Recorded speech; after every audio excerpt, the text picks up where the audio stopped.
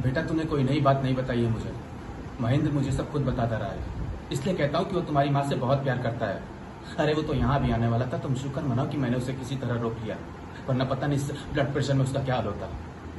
खैर मुझे तो लगा था कि अभी भी शायद कुछ बातें बन सकती हैं, मगर बाहर वो न्यू इंडिया की गाड़ी खड़ी देखी, फिर लगा कि नहीं, अब सब कुछ बर्बाद हो चुका है बेटा, सब कुछ बर्बाद हो चुका है। तुम इस नजर से देख सकती हो इस चीज को, पर असलियत इसकी यह है सावित्री की जो जो बातें अभी तुमने मुझसे कही है ना, वो गलत नहीं है अपने में। और ऐसी ही बात मैं तुम्हारे मुंह से 22 साल पहले भी सुन चुका हूँ। मेरे घर पर हुई थी वो बात, और मेरे ही कंधे पर सिर रखकर रात भर रोती रहती तुम। तब तुमने क्या कहा था कि महेंद्र बड़ा लिजा और चिपचिपा सा आदमी है। खैर मैं जानता हूँ कि उसे ऐसा बनाने में नाम तब जरूर उस लोगों के आते थे, एक उसकी माँ का और एक उसके बाप का, पर जुनेजा का नाम तब भी नहीं था ऐसे लोगों में। जानती हो क्यों? इज्जत।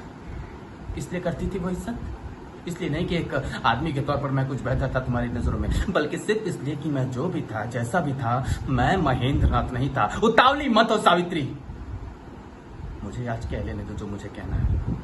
मैं ठीक ठीक तो नहीं जानता कि तुम उन दिनों मुझसे क्या चाहती थी, मगर तुम्हारी बातों से इतना जाहिर जरूर था कि महेंद्र को तब भी वो आदमी नहीं समझते थे जिसके साथ तुम जिंदगी काट सको।